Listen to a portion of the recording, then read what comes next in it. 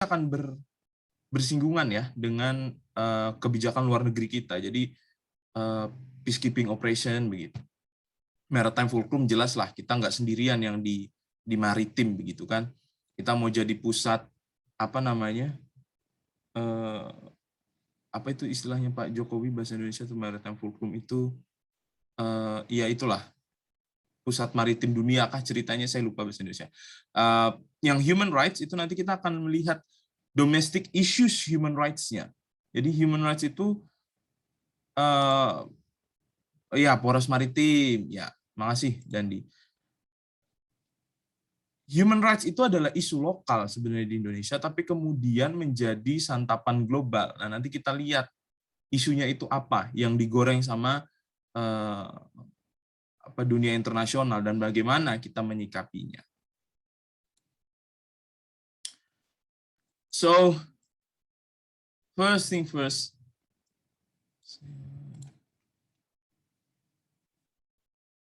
kita lihat dulu foreign policy outlook kita. Blueprint-nya seperti apa sih dalam konteks security itu? Among many issues, jadi ada banyak sebenarnya isu ya. Jadi pertemuan ini dan pertemuan pekan depan itu saya yakin teman-teman hanya mengupas kulitnya saja. Tidak bisa melihat dalamnya gimana, isi kacangnya itu seperti apa itu nggak bisa kita lihat. Yang kita lakukan adalah hanya mengupas kulit kacangnya saja. Oke, ada banyak isu sebenarnya, termasuk isu lingkungan bisa juga. Oke, isu energi bisa juga. Tapi kemudian saya sama Mbak Friska sepakat untuk mengangkat isu yang berkaitan di dua pertemuan terakhir ini. Nah, menurut saya, among many issues, security and its derivative phenomena. Jadi, security atau keamanan itu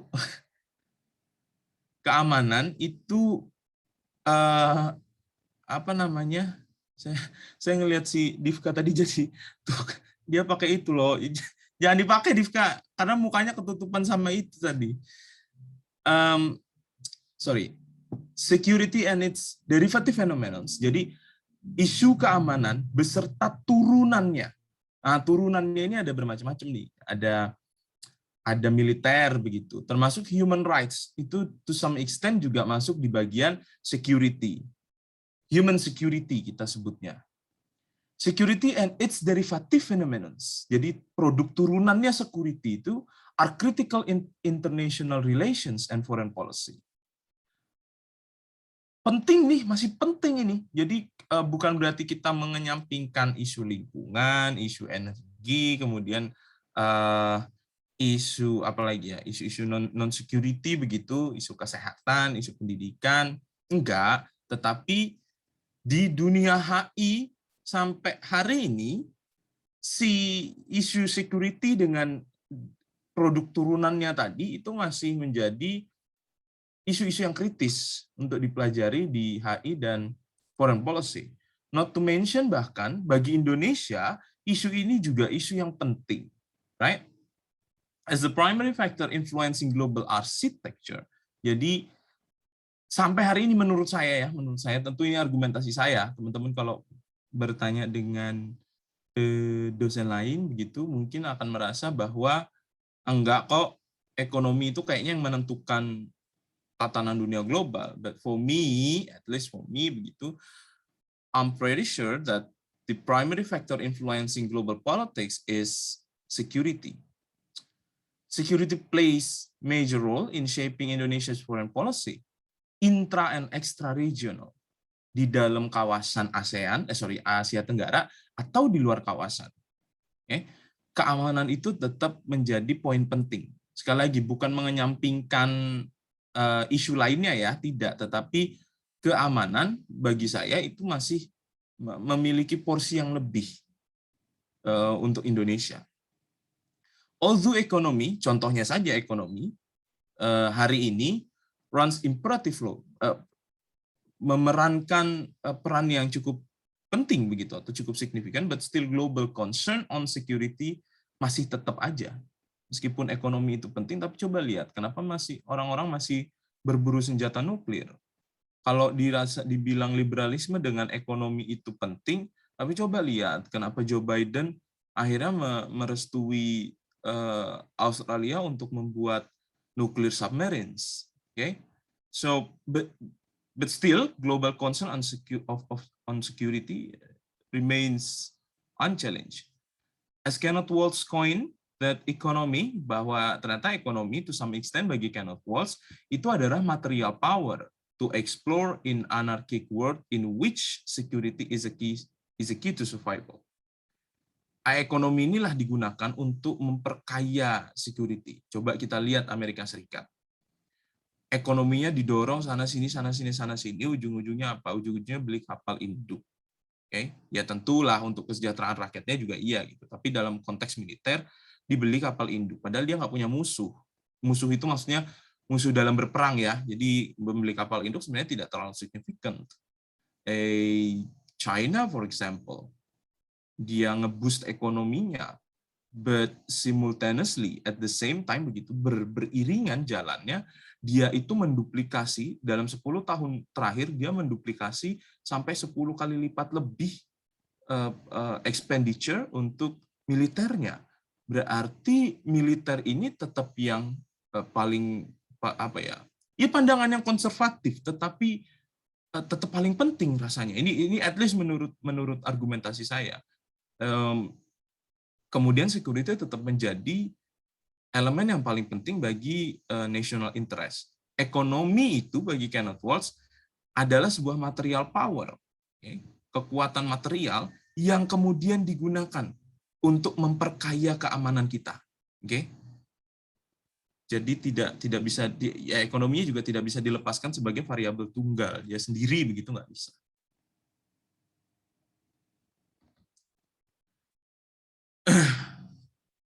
Sekarang kita lihat ke Indonesia, kita tahu nih bahwa Indonesia ini kan bukan major power. Major powernya siapa aja coba? Teman-teman bisa nggak bantu saya sebut major power itu kira-kira siapa aja? Ada nggak yang bisa bantu saya sebut si major power ini kira-kira siapa aja? Tiongkok. Tiongkok. Oke, Tiongkok. Terus? Amerika. Prancis. Prancis, Amerika, Inggris, tadi Rusia, Jerman, yes, ada Rusia tadi nyebut. Teman-teman sudah bisa mengidentifikasikan major powers. Apakah Indonesia termasuk major power? Enggak, kita bukan termasuk major power. Jangan berkecil hati. Tapi kita pakai apa yang Muhammad Rosidin, apa yang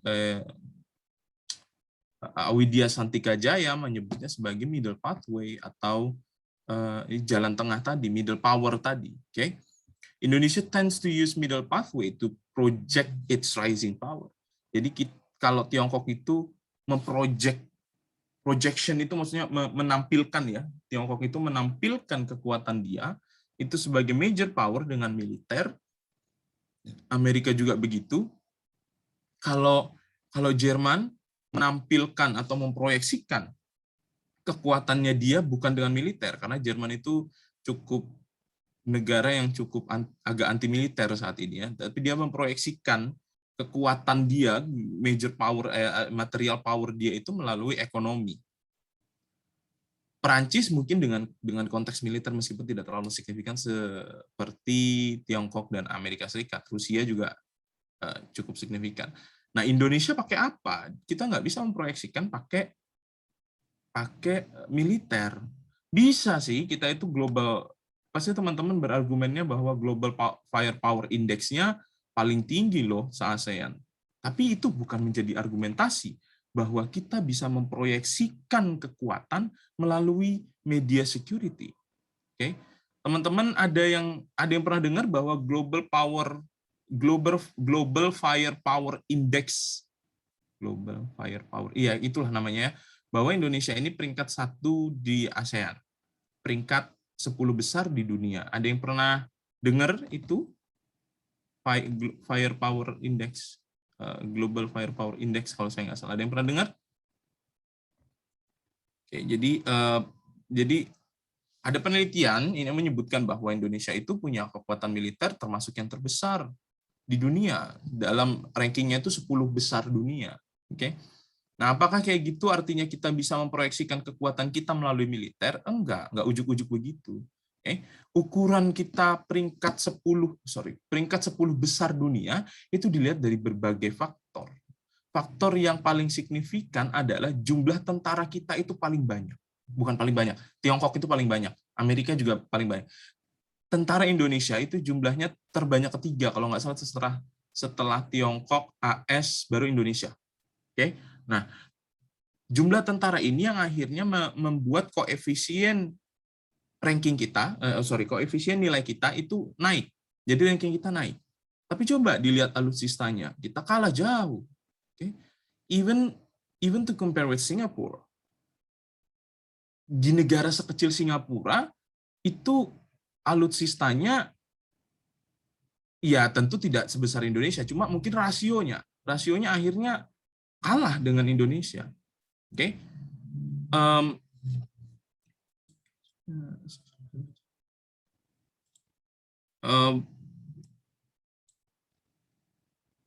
Yang mencolok kemudian dari Indonesia ya fitur tentaranya tadi itu, ditambah lagi dengan sekarang kan ada apa itu, bukan wajib militer, apa namanya pemerintah menyebutnya, ya itulah, bukan wajib militer ya, saya lupa apa namanya itu Pak Prabowo sebut.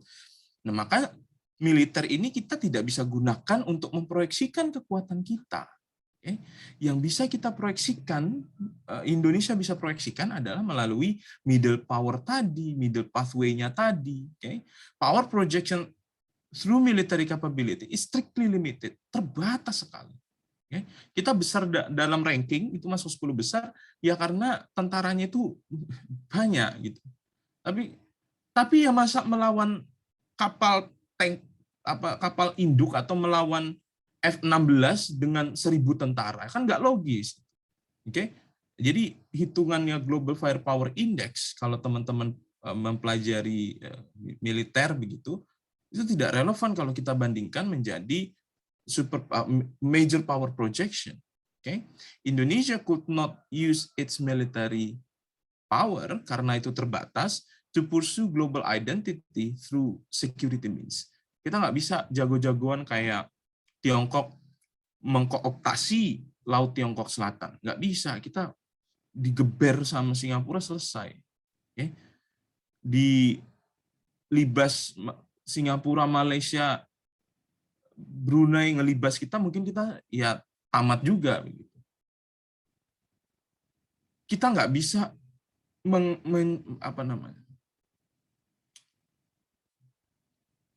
mengejar national interest kita melalui security means, nggak bisa. But it does could manage, tapi kita bisa memanage resources kita untuk memperkuat keamanan kita. Itu masih bisa, okay? di maintain gitu. Jadi karena kita luas begitu, mungkin kapal-kapalnya di maintain untuk mempertahankan, tapi bukan untuk memproyeksikan kekuatan. Okay? Dia hanya bisa membuat kita aman, tapi tidak bisa membuat kita dilihat garang, begitu ya, kurang lebih. Nah, nanti yang kemudian elemen atau fitur yang cukup penting dalam keamanan kita adalah si maritime tadi. Kita kan maritime-nya banyak nih. Nah, si maritime ini kemudian diutilisasi oleh Presiden Joko Widodo untuk menjadi keunggulan kita. Ya, dalam sektor ekonomi iya, tapi dalam sektor militer pun juga. Oke? Nanti kita lihat ke next slide. Nah, saya mau nanya dulu nih ke teman-teman. Do you think changing foreign policy focus into maritime fulcrum could bring Indonesia as a rising power? Kira-kira menurut teman-teman, sebelum ini kan maritime fulcrum ini zamannya Pak Jokowi ya. Sebelum Pak Jokowi itu kita nggak pakai maritime fulcrum. Menurut teman-teman, apakah dengan kita mengganti ke maritime fulcrum itu bisa mengangkat kita menjadi rising power? Satu atau dua orang deh, ada nggak yang berani, yang bisa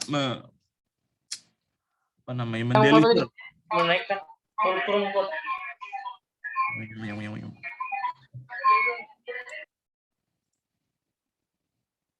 Ada nggak nih satu atau dua orang nih? Menurut teman-teman itu kita mengganti maritime fulcrum ini bisa nggak sih bahwa Indonesia itu menjadi negara yang rising power?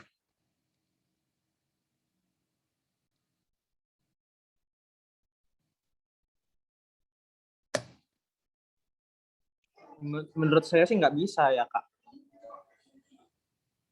Kak, Ya, menurut saya sih nggak bisa karena untuk menentukan kekuatannya itu nggak cukup di maritim aja, kayak ya perlu juga sih kayak kapasitas angkatan ya udaranya. Kalau ke maritim doang ya gampang dihancur sama angkatan udara sih kan.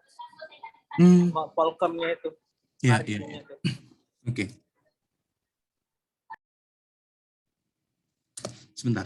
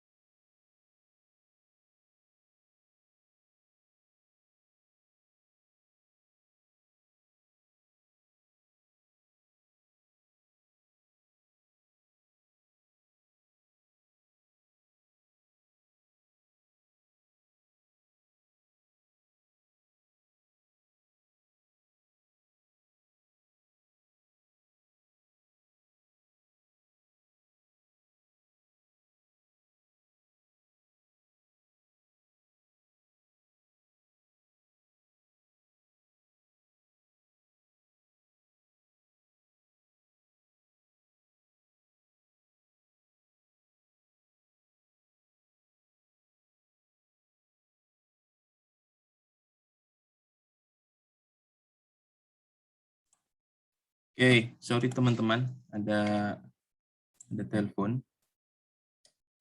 Yes, Mulia. Ya Mas, terima kasih. Kalau menurut saya, apakah Indonesia bisa masuk ke dalam Maritim Fulcrum ini? Fokusnya terhadap Maritim Fulcrum ini bisa meningkatkan namanya racing power. Menurut saya bisa saat ini. Karena kenapa? Kita lihat dulu alasan saat ini. Karena Indonesia adalah negara kepulauan. Mengingat Indonesia adalah negara kepulauan dan pemerintah sebelumnya tepatnya kurang memperhatikan daerah maritim kita, sehingga daerah maritim kita dalam keadaan terancam saat ini. Itu dibuktikan dengan pada tahun 2005 di masa era pemerintahan pertama Jokowi oleh Menteri Bu Susi, dia menangkap lebih dari 500 lebih kapal asing. Nah, di situ beliau menegaskan bahwa daerah maritim Indonesia sangat rawan dalam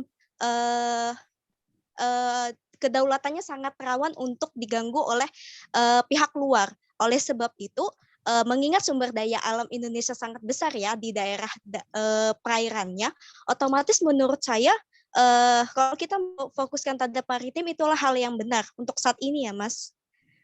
Itu saja. Apakah bisa menjadi rising power tadi? Bisa, Mas. Oke, yes. Oke. Sebelum ke tadi ada Akbar ya? Jadi ya, terima kasih. Ya, makasih Mulia. Makasih. Sorry. Makasih. Sebelum Akbar jadi nggak? Mana Akbarnya? Jadi. Sebentar, tapi sebelum ke Akbar saya mau klarifikasi ke Herdi. Herdi tadi keputus karena ada telepon Herdi. Saya agak keganggu tadi. Jadi menurut Herdi, apakah bisa nih dari maritime ini menjadi rising power? Bisa diulang Kak tadi, jaringan saya juga putus-putus Kak. Apa Kak? Jadi menurut Herdi tadi, singkatnya bisa nggak si Maritime Fulcrum ini membawa Indonesia sebagai rising power? Nggak bisa Kak. Nggak bisa, karena nggak cuma maritim saja. Kalau misalnya udara pun perlu ditingkatkan, karena kalau maritim doang itu ya menurut saya penuh dengan resiko, sedangkan udara tuh lebih fleksibel sebenarnya Kak. Yang udara tadi, yes. Ya. Right. Oke. Ke Akbar dulu, baru ke Dinda. Ya, baik Kak, terima kasih atas kesempatannya. Jadi saya berpendapat bahwasanya apakah dengan menitik tumpukan kebijakan luar negeri Indonesia menjadi kebijakan berfokus pada maritim dunia, itu sebenarnya bisa saja gitu. Jadi saya menjembatani antara pendapat Herdi sama pendapatnya Mulia gitu. Jadi bisa, tapi juga tidak bisa di sisi lain. Karena gini, tergantung kebijakan keluar negeri poros maritim dunia ini kan dikonsepsikan sama di eranya Jokowi. Nah, di sini apakah dia bisa menjadi rising power atau tidak, itu tergantung bagaimana formulasi kebijakan yang dilakukan oleh pemerintahan Jokowi terhadap maritim ini tadi gitu. Bagaimana pemerintahan itu bisa mengartikulasikan maritim dunia tadi ke luar gitu. Karena kan rasa-rasanya untuk saat ini, apalagi di masa-masa sebelumnya ketika Pak Jokowi itu menjabat, rasa-rasanya agak sedikit kebijakan poros maritim dunia ini agak sedikit tidak terkenal begitu. Maksud saya masih agak kurang jelas. Ini maritimnya ini mau dibawa kemana? Mau kemana? Oke. Iya. Nah, di sini Indonesia itu bisa jadi rising power lewat identitas maritim dunianya kalau misalnya artikulasi kebijakannya itu jelas begitu. Menurut Akbar saat ini 7 tahun nih ya, udah ya Pak Jokowi begitu. Is he doing good articulation atau manifesting good foreign policy di konteks maritime fulcrum? Saya pikir mungkin kalau dibilang poros kalau dibilang ada itu ada, tapi tidak secara signifikan mempengaruhi. Seperti itu, ada tapi tidak secara signifikan itu bisa mempengaruhi, sehingga kebijakan poros maritim dunia itu masih nggak bisa spread gitu, nggak bisa nggak terkenal gitu loh Kak, menurut saya belum terartikulasikan dengan baik, belum terformulasikan dengan jelas terformulasikan dengan jelas gitu. ini maritim dunia ini bentuknya ini gimana? Apakah dia fokus pada menjaga kedaulatan Indonesia ataukah dia fokus pada ini apa itu gitu? Kalau misalnya seandainya saat itu Pak Jokowi benar-benar memfokuskan kebijakan luar negeri poros maritim dunia, memanfaatkan identitas poros maritim dunia ini keluar dengan cara formulasi kebijakan-kebijakan yang jelas dan diketahui oleh masyarakat, maksudnya masyarakat itu tahu kebijakan luar negeri kita tuh ini gitu. Saya rasa itu bisa menjadi salah satu potensi Indonesia untuk menjadi rising power. Kita berkaca aja deh sama pemerintahnya SBY. Pemerintahan SBY itu kan bisa menjadi kebijakan luar negeri di SBY itu bisa menjadi rising power karena karena arah orientasi kebijakannya jelas gitu. Orientasi kebijakannya Pak SBY ini jelas. Kalau Pak SBY itu cenderung aktif dan berperan penting sekali di forum-forum internasional. Bahkan Indonesia tuh bisa jadi salah satu negara yang ikut membentuk regulasi-regulasi yang ada di forum-forum tersebut begitu. Nah, kalau di Pak Jokowi ini kan kebijakan maritimnya ini kan kurang terartikulasikan dengan baik, itu menurut saya. Jadi kalau dibilang bisa jadi terakhir, kalau dibilang apakah kebijakan poros maritim dunia, jika kita memfokuskan pada kebijakan poros maritim dunia, itu bisa. Kenapa? Karena itu salah satu identitas terkuatnya Indonesia. Tetapi bisa tercapai atau tidak itu tergantung bagaimana pemerintah Indonesia itu mengartikulasikan dengan baik, dengan jelas, dengan dengan baik dan dengan jelas poros maritim dunia ini mau dibawa kemana gitu, mau dikonsepsikan bagaimana. Seperti itu Kak, terima kasih. Oke. Bentar guys, charger saya hilang. Oh, ada. Oke, saya pahami, Akbar. Kamu anti Jokowi ya? Ini direkam nih. Ini tolong dilaporkan ke BIN terdekat. Saya dulu Pak Bobo, Pak. Mas. Pantes. Tolong direkam, disampaikan kepada Badan Intelijen terdekat. Ini calon-calon pembangkang negara ini. Oke, Dinda Puspita. Hati-hati ya Dinda ya, ini kan direkam nih. Iya Mas, aman kalau saya. Jadi Akbar, kamu ngekos kah? Bentar, kamu ngekos kah Akbar? Di rumah Kak. Cek dulu tukang bakso ada nggak tuh datang tuh. Dinda. Iya Mas, jadi kalau menurut saya sendiri kalau Indonesia berfokus pada maritim tuh menurut saya bisa membangun rising power Indonesia karena melihat bahwa Indonesia sendiri itu diapit, ditumpu sama dua samudra, berada di antara dua benua yang artinya itu menurut saya menjadi kewajiban tersendiri sih bagi Indonesia untuk membangun kekuatan pertahanan maritim yang handal dan profesional, baik dari sisi sumber daya manusianya sendiri atau perlengkapan peralatan pertahanan gitu, atau didukung dengan kemampuan industri pertahanan yang mandiri. Menurut saya gitu sih Mas. Jadi itu sangat penting juga buat Indonesia buat memprioritaskan infrastruktur dan konektivitasnya dalam maritim, menurut saya. Oke. Ini karena cewek jadi ya masih takut ya, masa depannya masih pengen kawin dia nih kayaknya Dinda. Oke. Ya, saya nggak menyalahkan teman-teman ya. Teman-teman semua argumentasinya sangat kuat terkait dengan maritime hukum. Memang ada yang menyebutkan orang-orang yang ya namanya HI ya, studi HI itu kan kita sesuai dengan perspektif kita menggunakan apa begitu. Ada orang-orang let's say mungkin seperti Mulia, seperti Dinda yang optimistik gitu terhadap maritime fulcrum. Itu kayak Rizal Sukma itu kan orangnya bukan cukup dia bahkan pas zaman SBY sudah menyodorkan maritime fulcrum ini, cuma tidak diterima oleh MOFA saat itu. Nah, kemudian di zaman Pak Jokowi, Rizal Sukma ini orang yang getol untuk maritime fulcrum ini gitu. Optimistik sekali.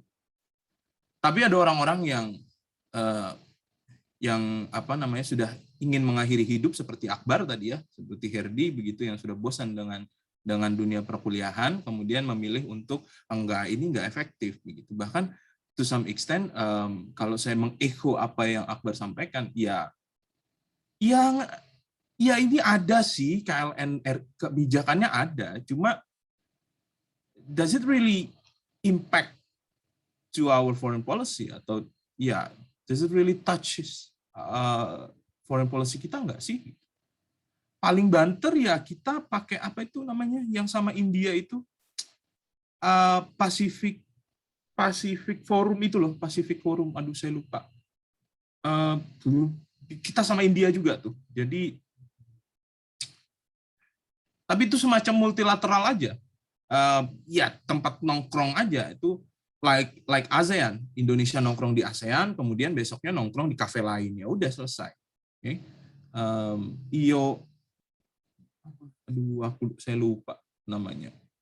Tapi yang jelas intinya saya coba cek bukan Pacific Island Forum. Ada kalau Pacific Island Forum itu sih orang-orang yang pro sama Papua Merdeka tuh. Beda. Ini apa yang sama India itu loh, dia buat multilateral meeting begitu. Ada yang tahu nggak? Ada ya saya lupa. Tapi yang jelas itu adalah another coffee shop for Indonesia begitu. Ya udah dia nongkrong aja di situ. Ya tadi yang Akbar bilang, ya iya ada sih, cuma efek nggak? Ya, oke. Nah, kita bahas maritime fulcrum-nya. Indonesia realizes its maritime potential, bahwa kita itu memang besar sekali lautnya. Yes, from fisheries dari perikanan gitu ya, to east-west bridge. Kalau lihat teman-teman peta Indonesia itu connecting east and west. East-nya mana? East-nya itu Asia, right? West-nya siapa? West-nya itu Pasifik sampai Amerika Serikat. Ke belakang mundur. Australia, New Zealand, itu gabungan yang west. Indonesia itu benar-benar connecting east and west. Okay? Jadi secara strategic geopolitics gitu, secara geopolitik kita itu sangat-sangat strategis. Karena kita itu benar-benar menumpu dua identitas besar dunia, East and West, dan dua major power begitu, East and West. Therefore, maritime is now undertaking crucial role in Indonesia security. Jadi tidak hanya Menteri Susi yang kemudian menenggelamkan pesawat dalam konteks fisheries begitu, tapi kita juga sudah mulai concern terhadap maritime fulcrum kita dalam konteks keamanan, right? Issues to tackle, isu-isu yang kita coba tackle itu adalah piracy, terrorism, human trafficking, smuggling, illicit trade, illegal fishing, even border dispute. But to conclude begitu ya teman-teman, yang contoh-contoh yang saya sebutkan ini, to conclude, ya tetap aja nggak bisa terlihat bahwa kita itu rising power. Oke, yang kita lakukan untuk men-tackle isu-isu ini adalah untuk pertahanan diri, bukan untuk memproyeksikan kekuatan. Oke, teman-teman harus bisa membedakan. When I say itu untuk bertahan, itu untuk defense kita. Tapi when I say projecting power, itu untuk memperlihatkan. Jadi gini loh, teman-teman itu kalau ikut taekwondo itu ada dua fungsi. Untuk pamer sama teman sebelahnya, untuk pamer sama teman-teman di kelas, like, hey guys, I can do taekwondo begitu. Kemudian Anda ditakuti gitu. Tapi di sisi lain, Anda belajar taekwondo itu benar-benar karena Anda mau mendefense diri Anda kalau Anda copet begitu, atau Anda diserang preman begitu. Kan ini beda fungsi ya. Nah, apa yang saya sebutkan seperti piracy, terorisme, piracy-nya di Laut Sulu sana, terorismenya dari Filipina, dari Malaysia begitu. Human trafficking itu terjadi dari India dan Bangladesh, Asia Tengah, Timur Tengah juga. Smuggling, smuggling ini termasuk illicit trade ya. Smuggling ini apa namanya? Narkoba begitu ya. Illicit trade seperti Milo yang kalian gunakan yang dibeli dari Malaysia itu kan illicit trade. Illegal fishing, even border dispute. Yang itu kita tackle. Kita ada usaha kok dalam mempertahankan maritim kita. Oke, dalam mempertahankan dalam mempertahankan maritim kita ada usaha kok. Tapi apakah kita sedang membentuk poros maritim? That's a big question. Apakah kita sedang memproyeksikan maritim sebagai kekuatan kita? That's a big no for me. Oke, bagi saya gitu ya, that's a big no. Oke, tapi kalau untuk mendefense, yes, we did it well, right? Due to dense activities in Indonesian waters, Presiden Joko Widodo delivers maritime fulcrum as a shift of Indonesia focus from land-based security. Jadi sebelumnya kita itu memang fokusnya di TNI Angkatan Darat, begitu ya. And connection, kemudian kita rubah menjadi water-based security. Dilakukan nggak? Iya, dilakukan. Akhirnya kalau nggak salah kita itu punya lanal itu dipecah, setahu saya. Kemudian dibuat koridor-koridor angkatan laut, dibuat 4 koridor kalau saya nggak salah. Sebutannya saya lupa. Saya itu lupa kalau yang kecil-kecil gini saya. Jadi di Indonesia ini ada pangkalan angkatan laut gitu, beberapa dari Sabang sampai Merauke. Nah, itu dikelompokkan menjadi 4 koridor. Koridor 1, koridor 2, kita itu koridor di mana pusat angkatan lautnya adalah Tarakan kalau saya nggak salah. Pusatnya di Tarakan. Iya, itu terjadi gitu, dipisah-pisah biar koordinasi penanganan kejahatan di maritim atau di laut itu bisa lebih efektif. Oke? Dan mengkoneksikan to water base, gimana sih bahasa saya? Sebentar Farhan, saya dikit lagi melanjutkan. Kita dalam konteks militer memecah itu dalam rangka untuk mengefektifkan pertahanan di laut. Yes, kita membeli bahkan kapal selam dari Korea Selatan. Kita membuat frigate, kapal frigate, kapal apa itu namanya, kapal tempur kecil begitu ya, di Surabaya atas lisensi dari Korea Selatan juga kalau saya nggak salah. Iya, pertahanan kita muncul, bangkitlah begitu. Tapi pertanyaannya kan pertahanan itu untuk mendefense, bukan untuk memproyeksikan kekuatan. Oke? Kalau kita buat kapal induk, baru saya percaya bahwa we are projecting military power as our major power. As our main material power. Oke? Yes, Farhan. Oh ya Pak, terima kasih kesempatannya. Saya mau bertanya Pak, beberapa waktu yang lalu kan di era Presiden Joko Widodo, untuk pertama kalinya Kepulauan Natuna di Pulau Ranai di Kepulauan Natuna itu oleh Presiden Jokowi dibangunlah sebuah pangkalan di situ, pangkalan militer, dan itu bukan hanya terbatas pada satu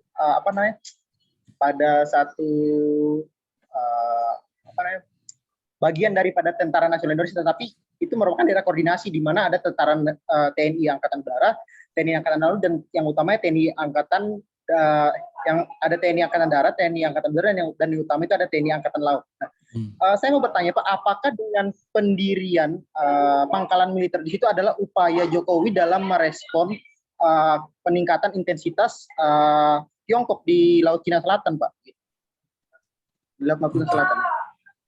Bisa jadi, saya jawab ya, bisa jadi iya. Tapi kalau ditanya apakah ini usahanya Pak Jokowi untuk negur Tiongkok gitu ya, negur Tiongkok gitu, bisa jadi iya. Tapi kalau Farhan bertanya yang lain, efektif nggak sih Mas? Nggak. We have no power on par dengan Tiongkok. Nggak sama sekali. Jadi kalau ya misalnya giliran saya yang didatengin sama tukang nasi goreng, kalau menteri Anda bilang, menteri Anda nggak tahu ya siapa ya menteri dari negara Konoha bilang bahwa negara Konoha memiliki kekuatan militer yang disegani dan lain sebagainya, for me that's a bullshit, big bullshit. Ini di negara Konoha ya, bukan kita. Oke, apakah itu bisa menangkal Tiongkok? Enggak, saya yakin enggak. Karena dia lebih agresif, dia lebih punya power yang lebih besar daripada kita. Tapi apakah itu usaha yang harus dihargai? Iya dong, sekecil apapun kita harus menghargai usahanya. Oke? Itu apakah efektif? Ya, pertanyaannya apa? Tujuannya untuk ini? Iya, bisa saja begitu. Tapi apakah efektif? nggak tahu. Kalau saya yakin kok agaknya nggak terlalu efektif. Oke. Saya lanjutkan. Indonesia wary of its potential in maritime. Navy in this case is the first to be. Gimana sih bahasa Inggris saya ini pas buat ini ya?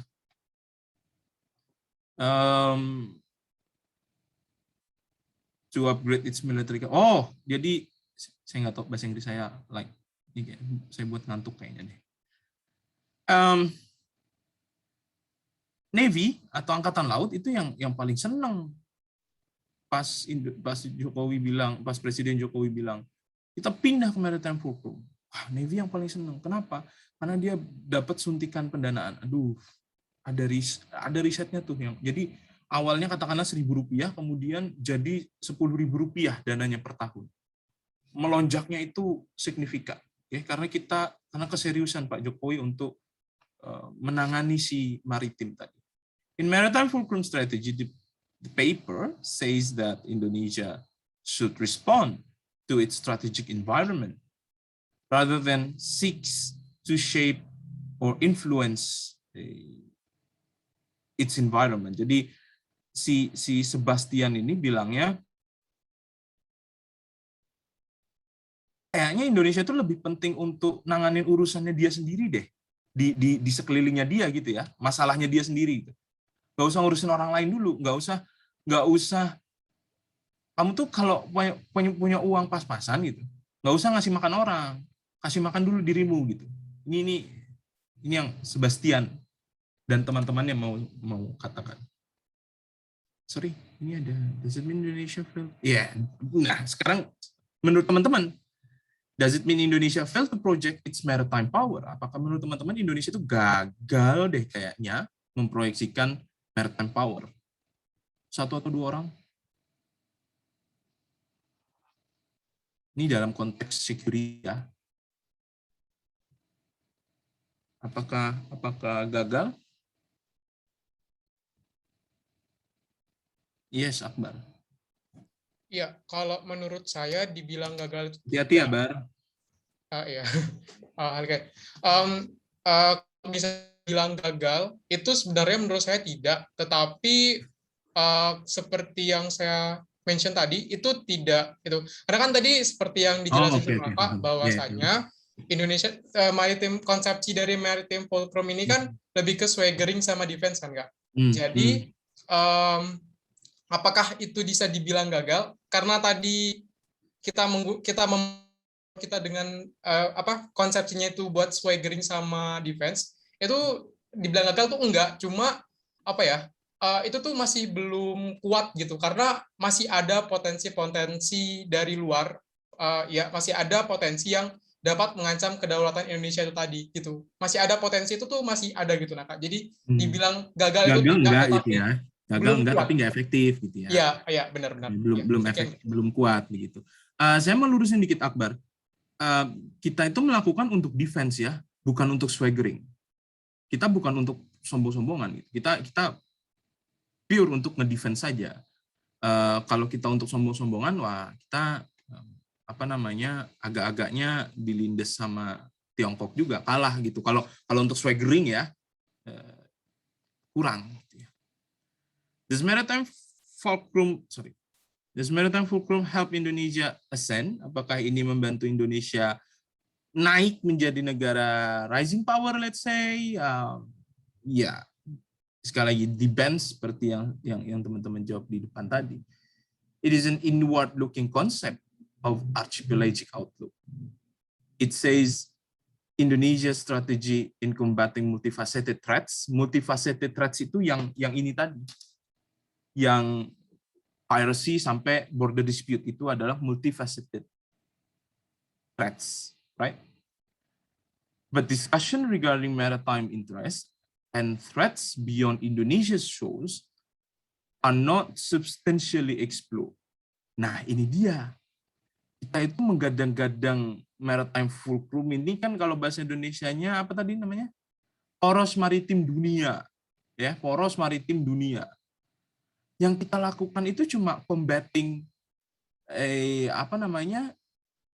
multifaceted threats ini saja.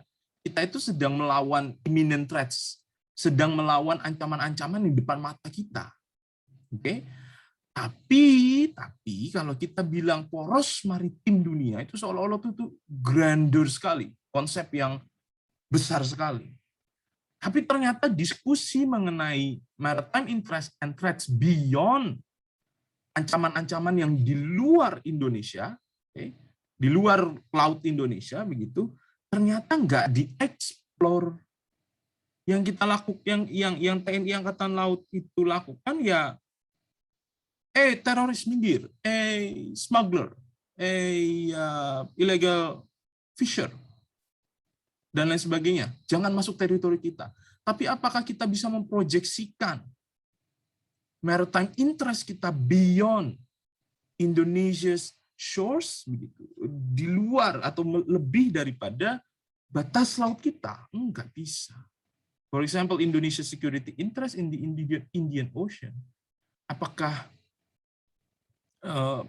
kita bisa, ya kalau di yang lebih rigid itu, apakah kita bisa jangankan melawan gitu, tapi setidaknya ya sedikit pamer atau ya bahasa Akbar swaggering dengan Tiongkok gitu, menggentak sedikit, mundur selangkah gitu, nggak bisa. Oke, active engagement in various multilateral stages are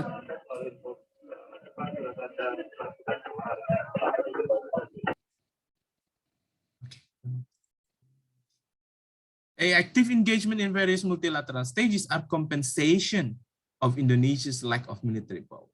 Alhasil, kita kembali ke yang kemarin-kemarin sudah saya jelaskan. Alhasil ya sudah, karena kita nggak bisa memproyeksikan power tadi, kita kembali saja ke multilateral stages dan kita kembali ke multilateral stages itu untuk mengkompensasi keterbatasan kita.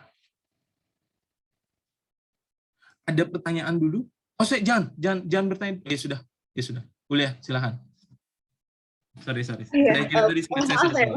Nggak apa-apa, saya kira selesai. Saya mau nanya, kan tadi Indonesia ini kan udah kayak, wah gitu, aku punya poros maritim dunia nih kayak gini. Tapi ternyata faktanya nggak kayak gitu kan, seperti yang udah Mas jelaskan tadi juga. Nah, itu kira-kira memberikan dampak yang buruk nggak sih ke Indonesia dari internasional? Jadi kayak Indonesia ini tong kosongnya di dunia aja, dia bilang poros maritim dunia, tapi ternyata nggak kayak gitu. Itu polisi datang. Ngaruh nggak ya? Kayaknya nggak ngaruh-ngaruh banget menurut saya ya. Jadi kayak pepesan kosong nih gitu. Tapi ngaruh nggak untuk Indonesia kayak, dasar tipu-tipu ini? Nggak ngaruh sih kayaknya menurut saya gitu. Karena memang dunia internasional itu memang melihat Indonesia ya seperti apa yang sudah dibangun SBY. Dia stuck di middle power. Stuck. Nggak bisa naik lagi. Oke. Apalagi ditambah Pak Jokowi memang kebetulan fokusnya, bukan salah Pak Jokowi ya, sekali lagi ya, bukan salah Pak Jokowi, tapi memang but this is for serious ya, serious. Bukan saya takut digerebek gitu ya, tapi memang menurut saya kebijakannya akhirnya berbeda. Pak Jokowi justru lebih memilih untuk domestic affairs-nya. Apapun yang dari luar, pokoknya harus menguntungkan dalam negeri. Oke. Nah, jadi apa yang sudah dibangun Pak SBY akhirnya stuck. Salah? Enggak. Makanya sejak awal pertemuan kita sampaikan ini, saya sama Mbak Friska sampaikan, kita tidak sedang menimbang salah atau tidak, atau efektif atau tidak kebijakan foreign policy-nya, bukan itu. Oke, tapi kita melihat dua fenomena itu. Kalaupun teman-teman mau membandingkan silahkan, tapi ambil satu variabelnya. Oke, apakah dalam maritime fulcrum Pak Jokowi efektif? Itu masih boleh. Tapi kalau kita bandingkan, apakah lebih bagus mana Pak Jokowi sampai SBY secara umum? Nggak bisa kita tentukan. Oke, karena memang fokusnya berbeda. Nah, kalau dalam maritime fulcrum yang gagal, kalau saya rasa, saya baca begitu, kok rasa-rasanya tidak terlalu signifikan mengganggu Indonesia begitu ya. Kayaknya, menurut saya. Oke? Saya lanjutkan. Lack of overseas force projection aspirations could mean either one or combination of the following assumption. Ini mana? Maritime Fulcrum juga. Oh, jadi kita kan nggak bisa tuh memproyeksikan power tadi ya. Karena kita gagal.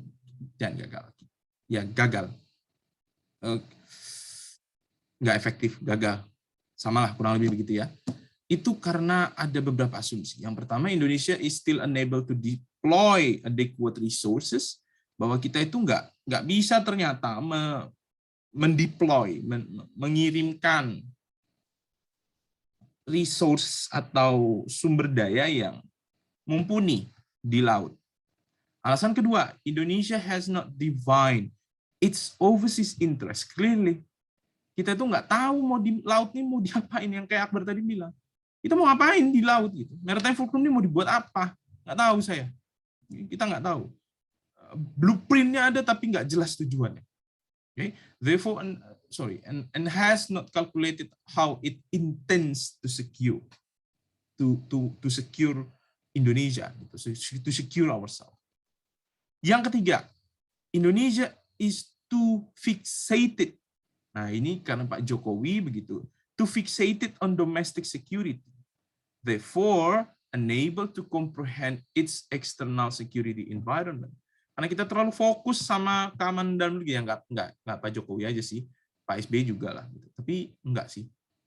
Intinya begini, ada ancaman dalam negeri, kita fokus di situ. Jadi kita nggak bisa memproyeksikan keluar. Keempat, asumsi keempat.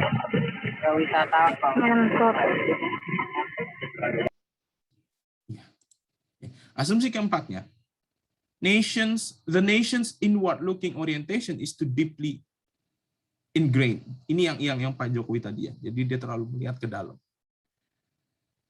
Hence unable to comprehend new external strategic realities. Kita punya perkembangan dunia internasional nih tidak bisa di catch up sama Indonesia, thereby limiting its options for overseas force projection. Jadi kita terbatas untuk memproyeksikan. Right? We're gonna have a break for 5 minutes. Kita kembali 14.27. Right? Tadi kita bahas Maritime Fulcrum-nya. Sekarang kita bahas peran militernya, right? The role of military in Indonesia foreign policy itu disokong peran militer ini di kebijakan luar negeri Indonesia itu udah ada sejak zaman Soeharto. Ya, teman-teman yang lihat slide saya pas menjelaskan Soeharto itu. Military influence was dominant in shaping foreign policy and running domestic business. Tidak hanya shaping foreign policy, ternyata running domestic business juga. Sampai akhirnya reformasi terjadi, peran militer itu akhirnya ngedrop, dikurangi. Sangat-sangat dikurangi. Okay? However, its influence masih aja membayang-bayangi gitu every running administration until hari ini. Ya kelihatan lah ya, begitu saya nggak usah sebut daripada nanti tukang nasi goreng datang begitu ya, teman-teman paham maksud saya bahwa sampai hari ini di negeri Konoha tadi militernya itu masih kuat. Meskipun tidak mencolok ya, artinya militer itu militer aktif kemudian di samping presidennya. Enggak, tapi dengan dia menduduki jabatan-jabatan yang cukup strategis, ex-militer begitu. Itu kan masih digunakan. Nah, ini kalau kita sebutnya, kalau teman-teman baca artikel yang buku jurnal yang ditulis oleh Profesor Fedi Hadiz, orang Indonesia gitu ya. Dia itu saya tadi ingat istilahnya. Apa sih istilahnya? Gara-gara si salam dari Binjai ini saya jadi lupa. Wait. Saya lupa. Ini fenomena di mana ada kelompok tertentu yang membayang-bayangi si pemimpinnya itu. Coba saya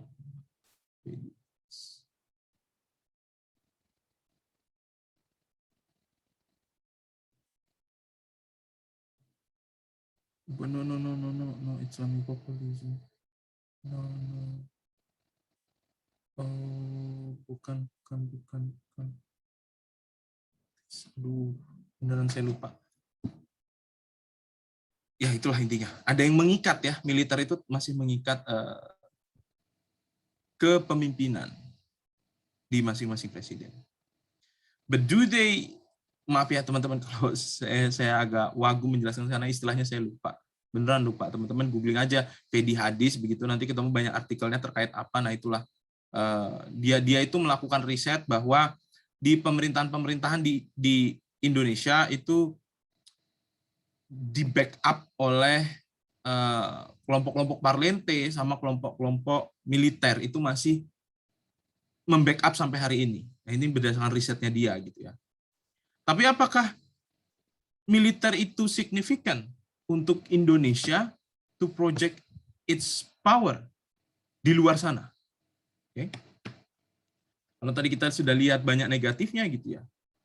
Sekarang kita lihat, kira-kira ada nggak sih positifnya? Nah ini, klik.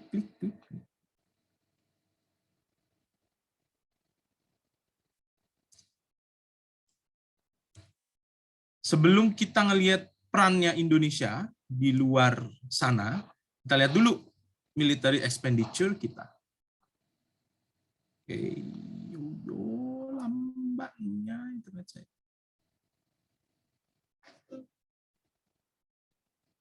Kok lambat? Saya sambil buka yang lain.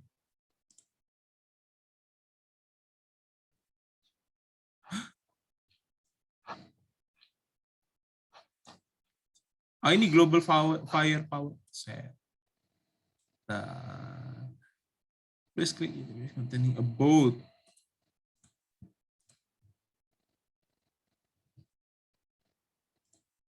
Waduh. Ini boat bukan? Siar. Oke. Nah, ini Global Firepower Index.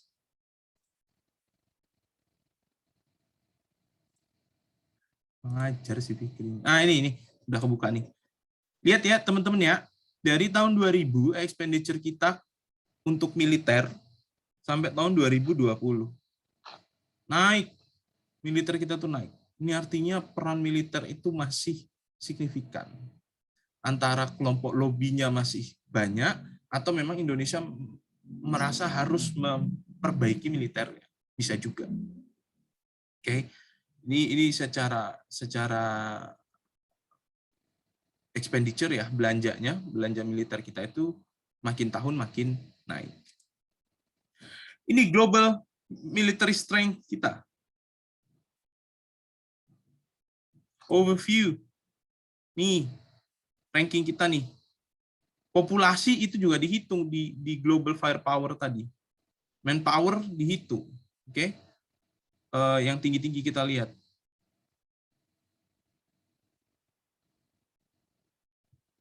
Coastline dihitung, garis pantai kita ya panjang. Okay.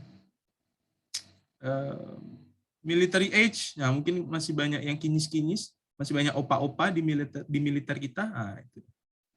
Okay. Major ports kita banyak, pangkalan laut kita banyak, pangkalan udara kita banyak. Okay. Itu juga nih. Tapi kan pertanyaannya bukan pangkalan udaranya banyak atau tidak, tapi pangkalan udaranya bagus enggak, maksimal enggak. Nah itu yang pertanyaan lainnya.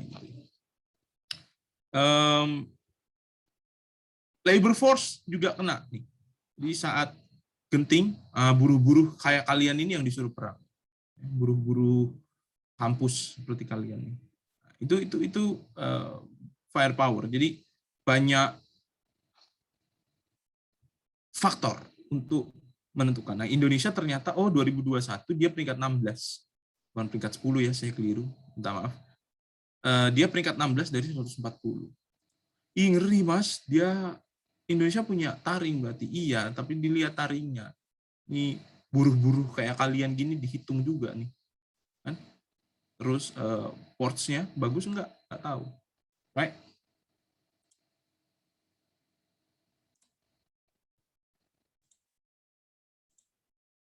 Tapi apakah jelek-jelek semua nih militer kita? Nah, jeng jeng. Thank you Indonesia. Ini ucapan resmi dari United Nations. Terutama peacekeeping forces di bawah komando PBB atau UNSC.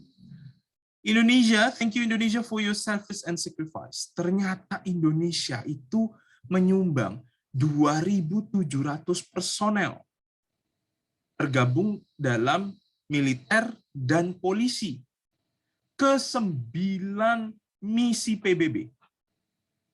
UN Peacekeeping Mission 9 itu Indonesia hadir. Ya, terus emang signifikan Mas si 2.700 orang ini, kita lihat.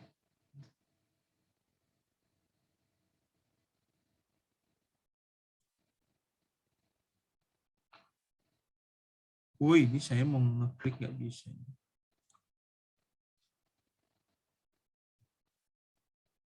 Bener ngeklik. Klik tutup.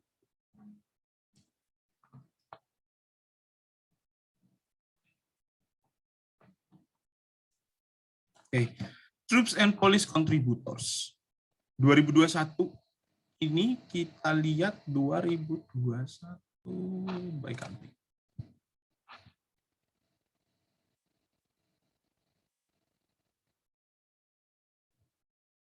Tada! Indonesia peringkat 1, 2, 3, 4, 5, 6, 7, 8. Oke, kita itu adalah kontributor terbesar nomor 8 di UNPKO. Kita aktif di 9 misi. Ya, tadi sampai 30 September 2021 tercatat ada 2.818 personel ya, militer dan polisi yang dikirimkan Indonesia ke misi-misi tersebut di bawah payung pasukan Garuda. Kita sebutnya sebagai pasukan Garuda. Oke. Signifikan nggak? Ya, peringkat 8 signifikan. Apa signifikannya? Untuk memproyeksikan middle power saja. Loh, kenapa Mas kok middle power bukan major power? Ya karena ini main halusnya gitu. Ini ada multilateralism gitu. Kita aktif di berbagai tempat nongkrong gitu. Itu middle power begitu. Tapi kalau mau mencapai major power ya kita harus punya kekuatan yang real. Bentuknya jelas, nyata gitu. Nah, apakah berkontribusi kepada UNPKO ini nggak real? Real sih, gitu. Tapi apakah punya political leverage yang tinggi? Enggak. Ujung-ujungnya ya ini memproyeksikan middle power saja. Oke. Nah, kalau teman-teman lihat penelitian begitu, menyebutnya bahwa kontribusi Indonesia terkait UNPKO, terkontribusi Indonesia di peacekeeping operation, itu justru dilihat oleh banyak peneliti sebagai fenomena Indonesia sedang memanifestasikan kekuatan tengah atau kekuatan atau middle power tadi. Bisa difahami? Ada pertanyaan di kolom chat. Mas, di mana peran major power dalam penyelesaian isu perdamaian ya, bukan kedamaian. Isu perdamaian PBB. Kita lihat di bawah, kalau nggak salah. Nah, UK di bawah, Jerman di bawah, Prancis di bawah. Mereka dempet-dempet aja nih. Amerika Serikat saya nggak tahu di mana ya Amerika Serikat. Amerika Serikat mana sih ya? Amerika Serikat. United States ada yang lihat? Atau dia di atas kita?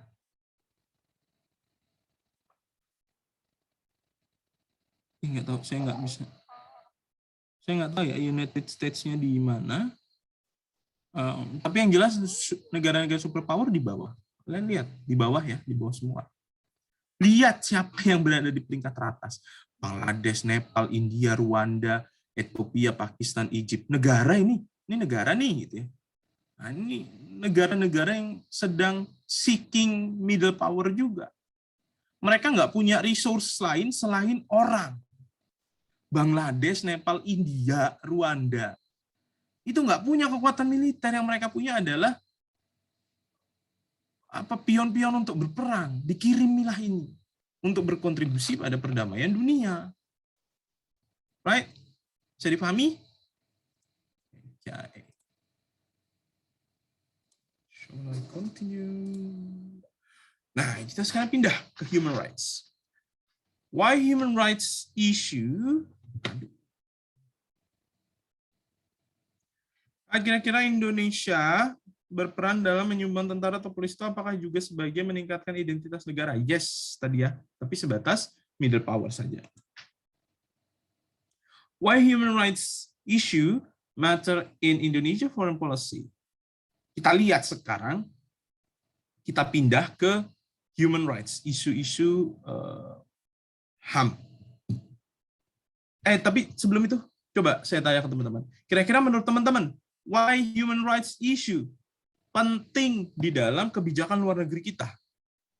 Kenapa ini isu human rights ini penting dalam kebijakan luar negeri?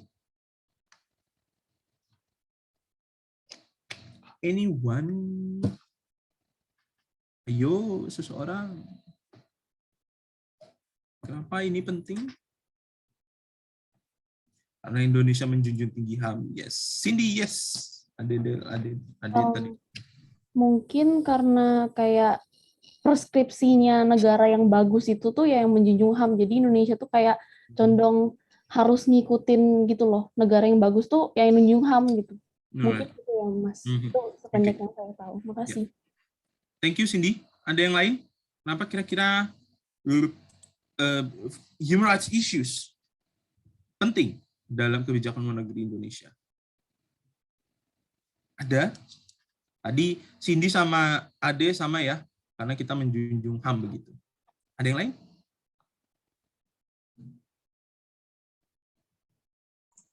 Ayo, ada yang... Yes.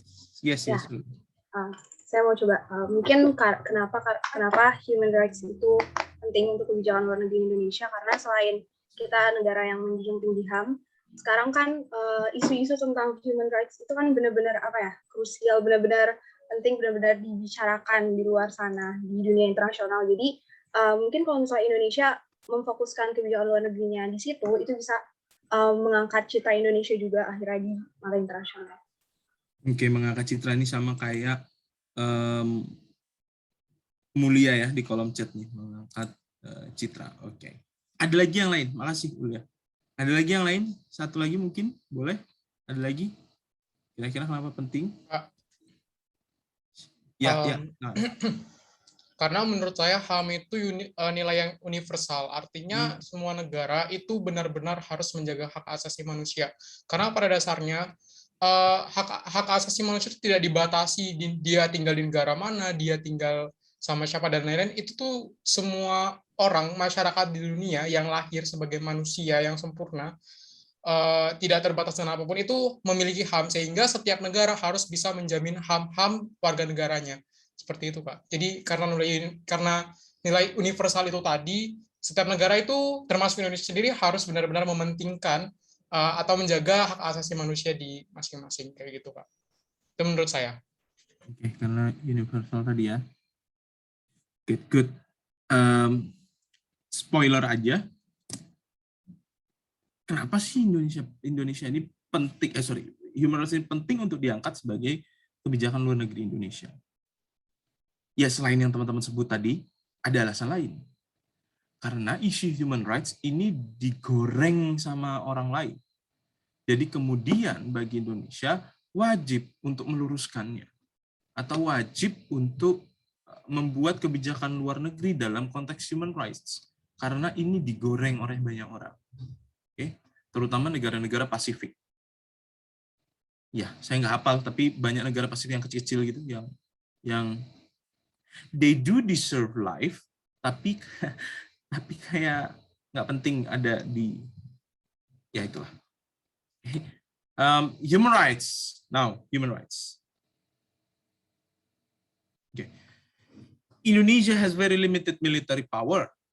Kecil banget relative to established major power. Dibandingkan dengan major powers, yes, jelaslah. As you have already know, bahwa Indonesia itu tries to maximize its influence in international arena melalui middle power projection, okay, such as non-entrepreneur, okay. Ini alasan yang tadi teman-teman buat nih, bahwa universal tadi, okay, apa ini nilai-nilai apa tadi namanya, nilai universal menjunjung HAM lah begitu. Presiden Yudhoyono was the significant figure for this example, where he scrutinized the role of non-entrepreneur as Indonesian power. Jadi dia itu yang mulai mendorong non-entrepreneur itu sebagai kekuatan Indonesia, right? Human rights is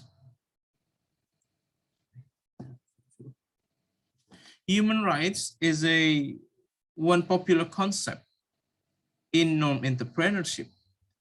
Seperti Uni Eropa contohnya. Nah, Uni Eropa ini kan juga non-entrepreneur. Dia mendorong hak asasi manusia, dia mendorong demokratisasi, gitu ya. Dia mendorong it attempts to propagate human rights and democracy to the entire world, or at least to its member. Kalaupun tidak ke seluruh dunia, setidaknya Uni Eropa terapkan ke negaranya dulu, ke negara anggota maksudnya ya, ke negara anggotanya. Same as EU, seperti Uni Eropa, Indonesia juga mengadopsi hal yang sama. Okay? Ini untuk memproyeksikan image kita, okay, di tatanan dunia global. Ini membantu sekali memproyeksikan kita dalam konteks middle power tadi. Presiden Yudhoyono intended to introduce Indonesia as an idealistic. Dia ini mau keinginan Pak Presiden Yudhoyono adalah untuk mengenalkan Indonesia sebagai sosok atau negara yang idealistik, normatif begitu.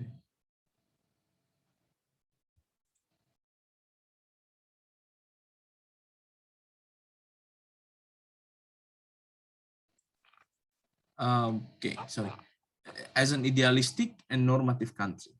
He was success, but at the same time, kritik juga muncul ke rezimnya Pak SBY ini, begitu, karena human rights violation muncul di rezimnya beliau di Papua Barat, di Papua, di Aceh, begitu ya, awal-awal ya, terutama Aceh itu awal-awal.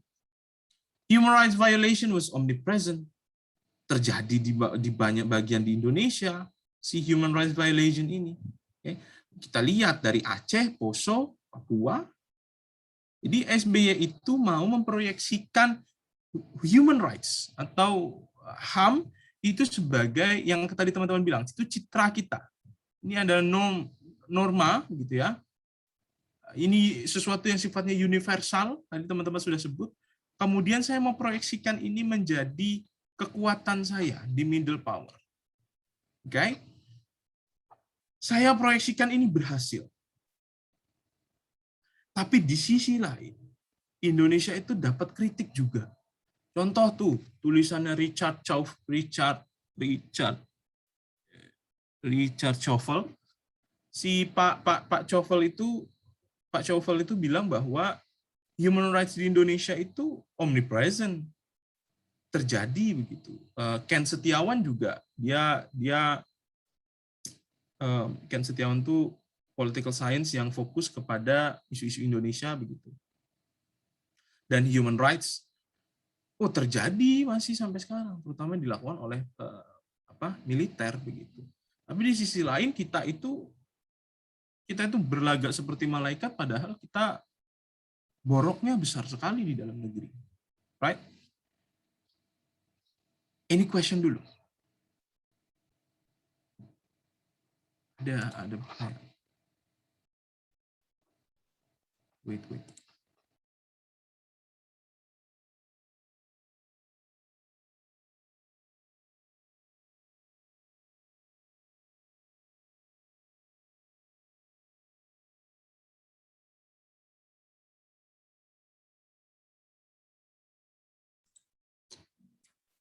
Di kolom chat.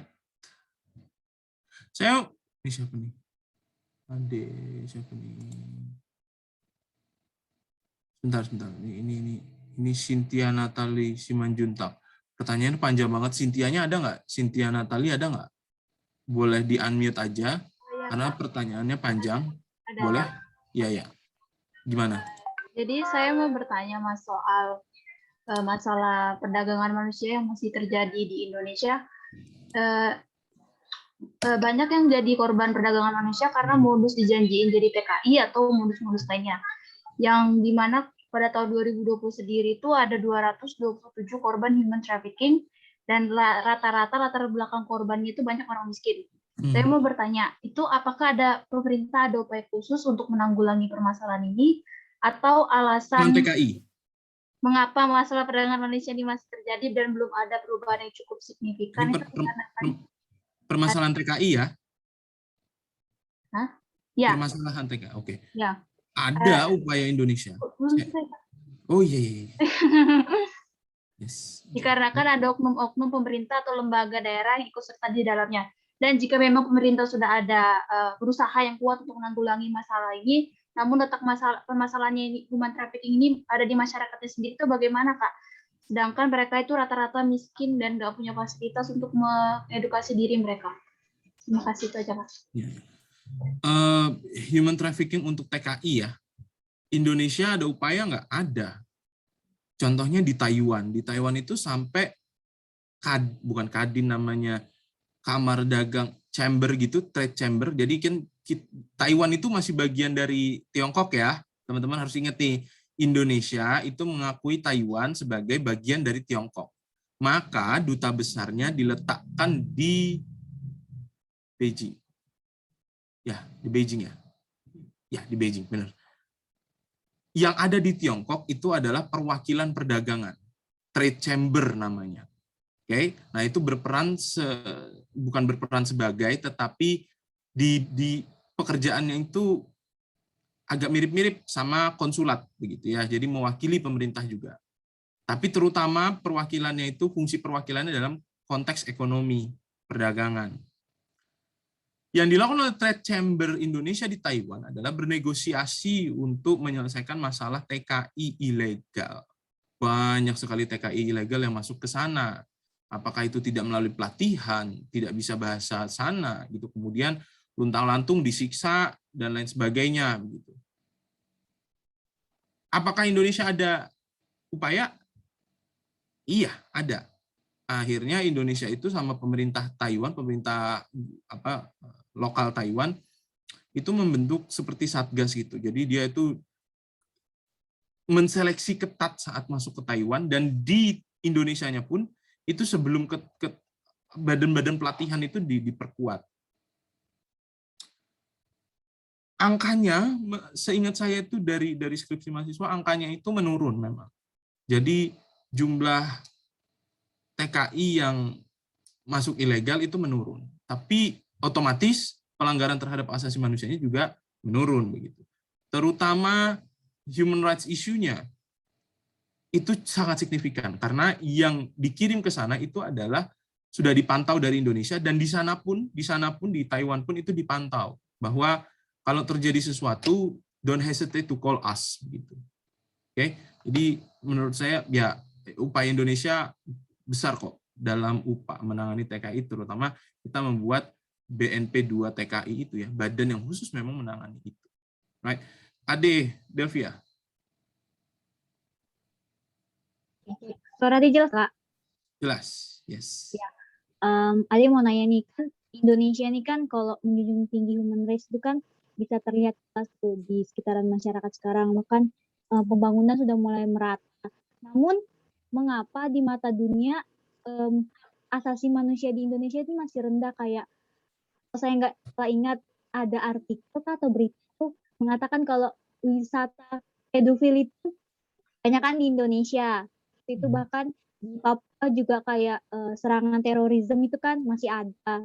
Itu di Kalimantan juga kalau saya nggak salah ingat itu tuh bahkan keadaan hutan ataupun keadaan wilayah masyarakat yang di pedalaman itu nggak nggak dilihat-lihat gitu sama pemerintah. Lalu apakah memang benar sistem hak asasi manusia di Indonesia ini masih rendah gitu di mata dunia, Kak? Itu saja. Terima kasih. Oke, good. Terima kasih. Ade, jangan di mute dulu. Boleh di unmute. Ade tahu Black Lives Matter, BLM, pernah dengar? Pernah. Di mana itu? Di AS. Lupa, Kak. Di Amerika Serikat, yes. Di AS, di UK, di Australia. Apa itu BLM? Kira-kira yang menurut Ade pahami, BLM itu apa? Black Lives Matter itu apa? Kalau menurut Ade itu kayak diskriminasi kaum kulit hitam gitu. Exactly. Right? Di Amerika, yang mau saya sampaikan gini, di Amerika, Inggris, Australia, gods of human rights, gods of democracy, ternyata masih ada diskriminasi loh terhadap HAM di sana. Ngapain kita tanya di Indonesia?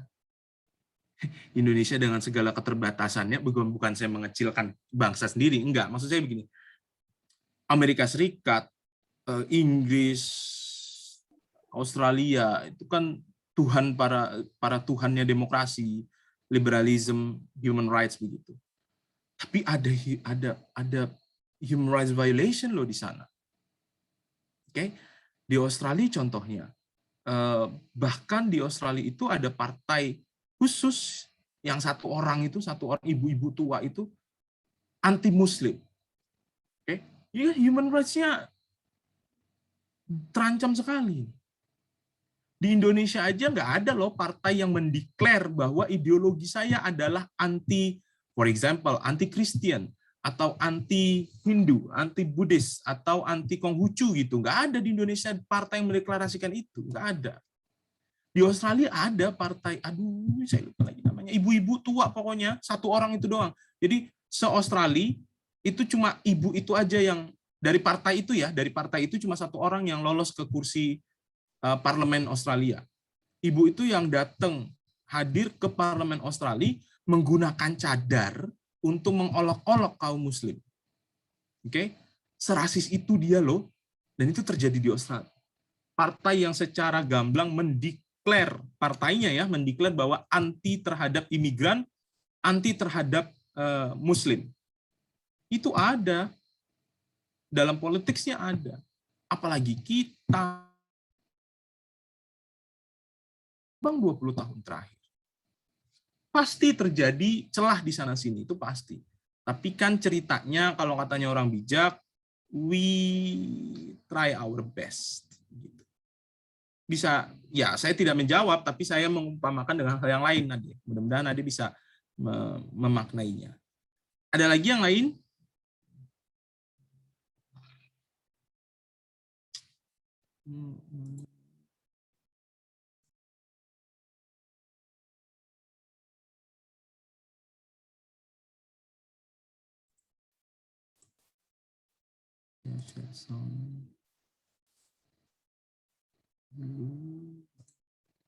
Ini tayangan 4 menit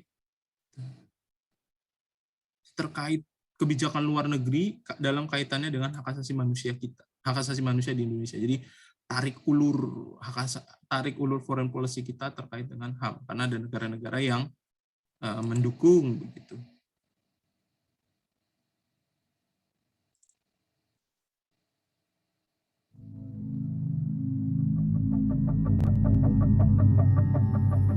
A secret war right on our doorstep.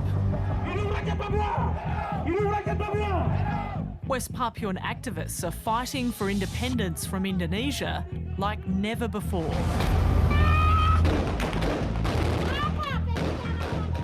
Jakarta is cracking down hard, cutting communications and banning foreign media. But we've managed to get inside where a long-running insurgency has reignited. This is the story Indonesia doesn't want the world to know.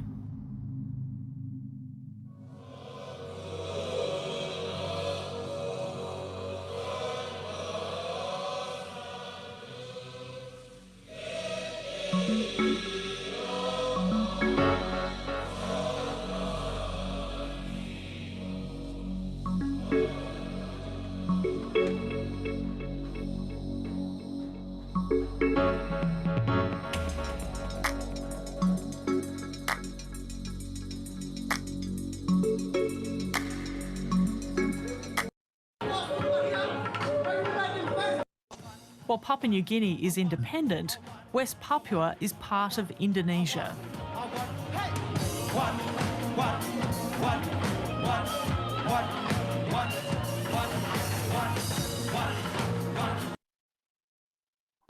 In 1969, saya nggak usah play semua lah ya. Ini panjang, nanti saya masukin di sini, nanti teman-teman bisa nonton kalau tertarik ya.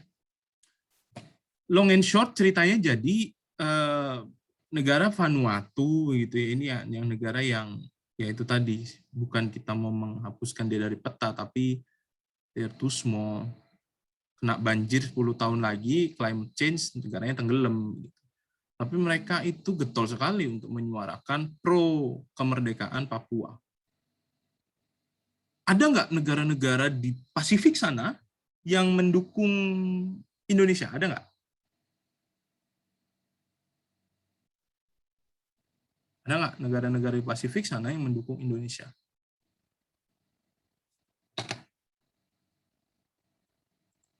Indonesia. Ada nggak?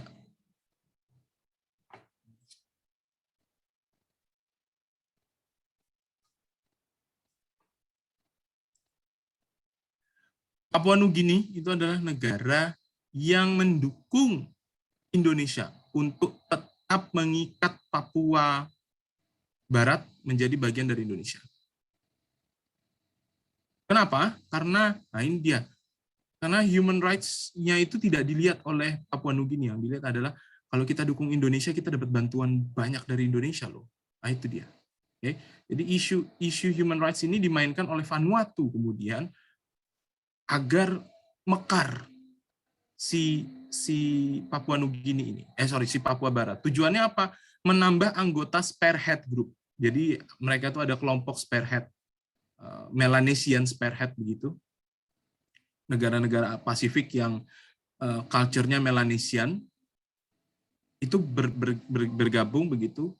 Biar nanti kalau ada apa-apa kayak di suara di PBB, mereka punya suara yang kuat dan mereka punya negara yang kuat. Papua Barat kalau pecah, negaranya besar, akan menjadi negara yang kuat untuk melindungi negara-negara Pasifik lainnya. Nah, kalau Papua New Guinea justru melihatnya enggak, ini harusnya tetap Indonesia karena we need Indonesia, ekonominya terutama.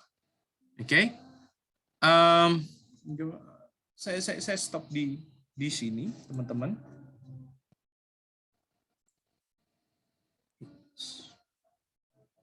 Oke, saya stop di slide tadi. Saya mau sampaikan, sebelumnya ada pertanyaan nggak? Ada yang mau diklarifikasi? Sebelum saya lanjutkan, one, two, three, and yes, oke. Okay. So, teman-teman, saya mau klarifikasi bahwa nilai UTS semuanya sudah kami publish. Jadi nilai tersebut itu terbagi dua. Jadi bukan terbagi dua. Satu nilai itu satu soal itu poinnya 50. Jadi karena 2 jadi 100 ya. Kalau soal 1 sama 3 itu saya yang menilai. 2 dan 4 Mbak Friska. Jadi kalau teman-teman ada yang nomor 1 dan nomor 2, ya itu setengah-setengah. Saya sama Mbak Friska setengah-setengah.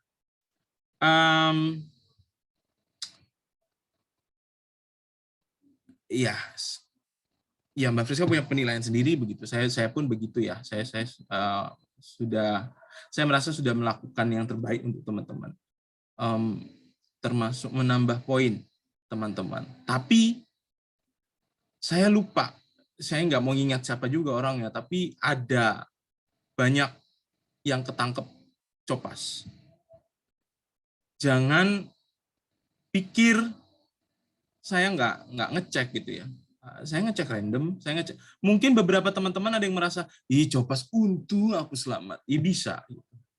Tapi ada beberapa dari teman-teman yang copas dan saya tangkap. Saya kasih 0 langsung. 0 gitu. 0 ya, literally 0 untuk soal tersebut gitu ya. Jadi kalau di sisi lain ada isu kedua, yaitu Mas ini sudah ada referensinya. Biasanya saya nulis gitu ya, nggak ada referensinya. Atau jumlah kata, Mas saya nggak tahu jumlah katanya gitu di silabus.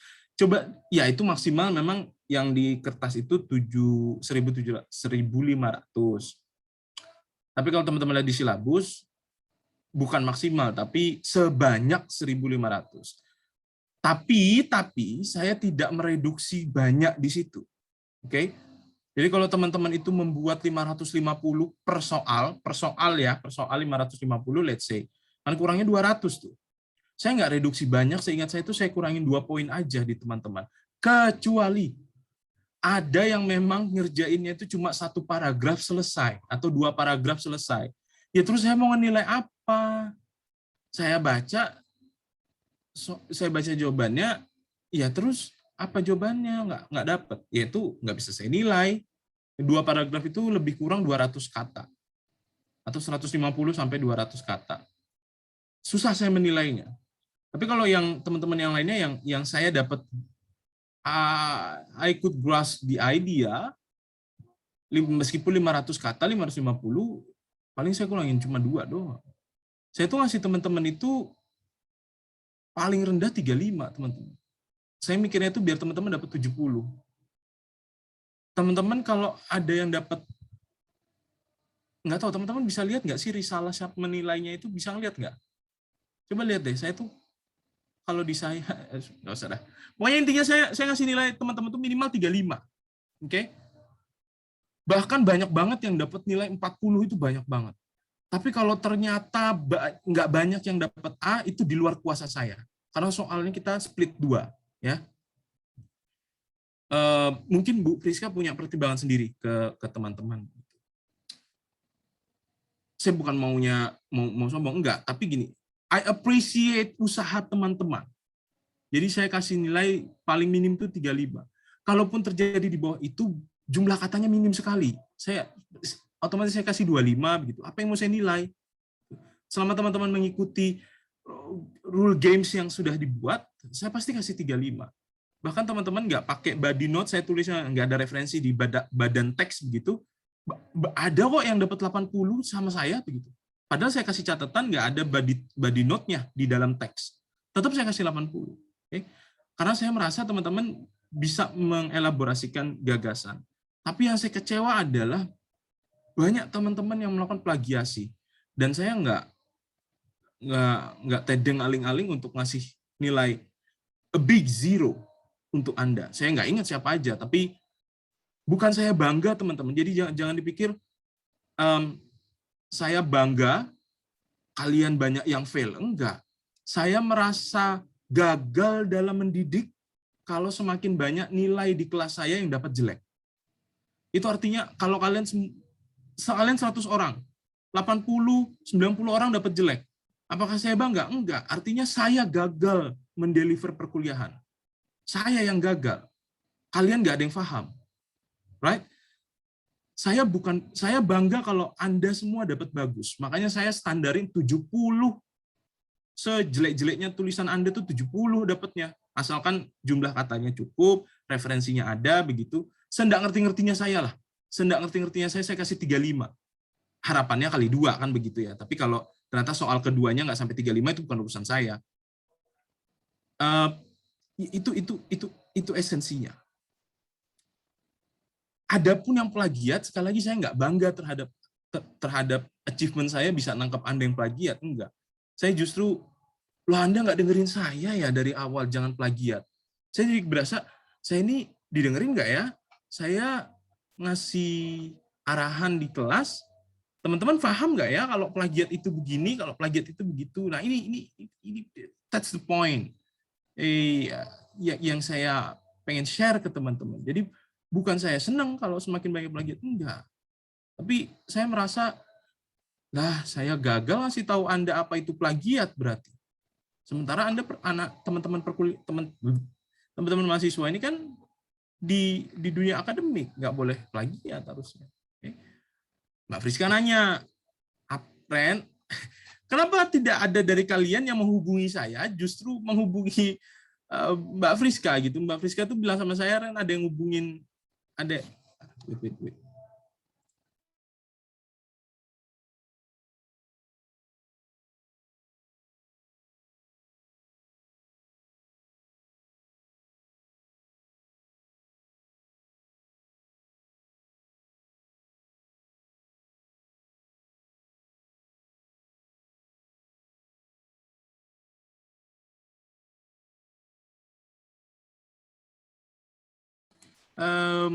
Sampai mana tadi? Saya Mbak Friska tuh bilangnya gini, Ren, ada berapa ya, saya lupa gitu. Ada beberapa yang nanya, Bu ada nggak tugas remedialnya begitu. Terus ada yang nanya, Bu, ini saya udah pakai referensi, pakai ini, tapi kok dibilangnya begini gitu. Kenapa kalian nggak ada yang nanya saya ya? Apakah kalian merasa saya tidak akan menjawab itu dengan ramah gitu? Ada beberapa yang nanya Mbak Friska, tapi saya belum ngobrol sama Mbak Friska ya untuk apakah ada remedial. Tapi kalau teman-teman lihat di silabus, kalau saya ngajar di kelas ini sendirian, saya nggak akan ngasih remedial. Karena itu udah tertulis di silabus bahwa tidak ada tugas tambahan atau tugas pengganti untuk alasan apapun. Kecuali Anda ngasih tahu ke saya bahwa, Mas, saya telat ngumpul in advance begitu, nggak masalah. Itu aja ada yang telat ngumpul kok, nggak saya kasih sanksi gitu. Chat di mana saya ngechat? Mana steward ini? Chat saya di mana?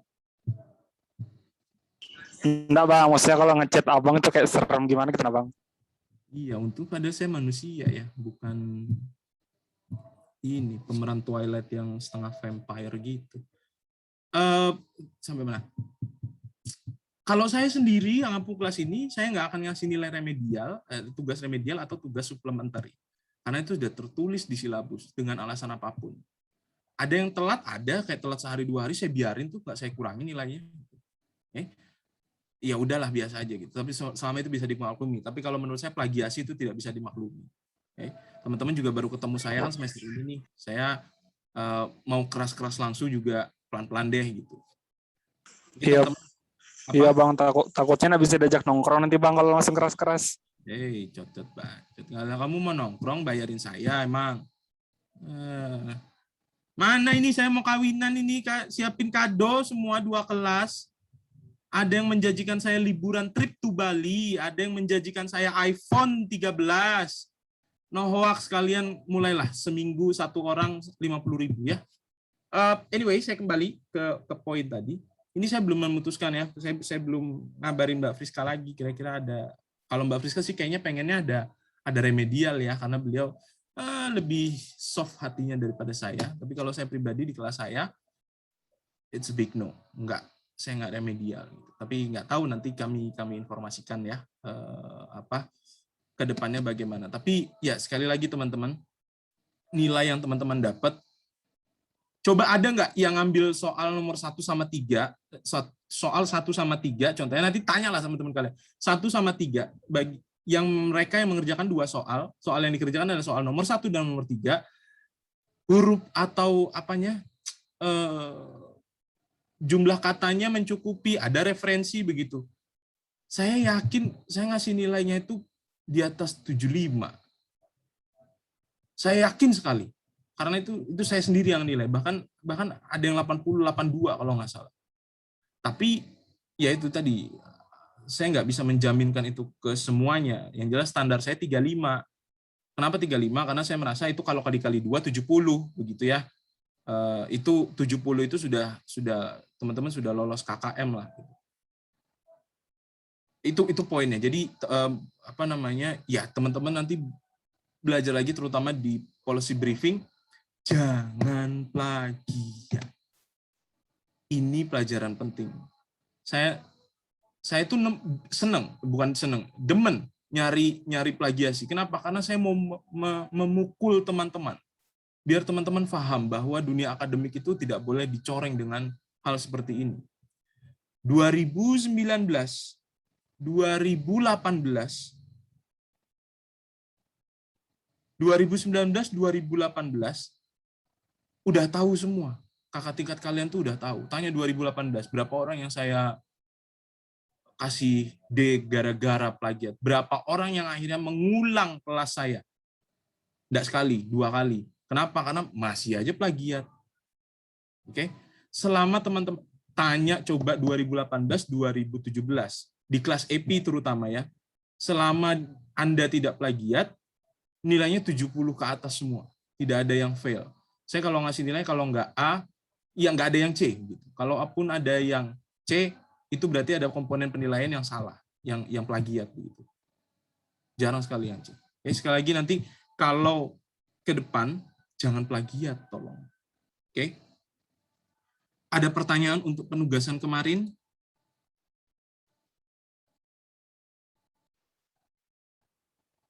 Ada pertanyaan terkait penugasan? Saya nggak marah ya sama teman-teman. Jangan ditafsirkan saya marah ke teman-teman. Saya santai aja. Cuma maksud saya gini. Saya nggak marah. Cuma saya kecewa sama teman-teman yang plagiat. And that's it, selesai. Dan saya juga lupa siapa yang plagiat. Nggak penting untuk mengingat nama-nama yang plagiat tadi gitu kan. Jadi kalaupun ketemu di kampus, saya juga nggak akan ingat, ih kamu yang plagiat kemarin ya, nggak ingat sih saya. Seingat saya nggak ingat. Nah itu dia. Tapi the point is, ya saya menilai sebaik-baiknya saya bisa menilai teman-teman. Jadi nanti kalau di policy briefing, tolong jangan plagiat. Right? Oke, ada pertanyaan? Ada pertanyaan? Teman-teman, yes. Mas, boleh kalau kita minta personal assessment? Oh, iya. Ini ada dari Cindy. Mas, bolehkah kalau kita ajan sebentar ya? Sebentar.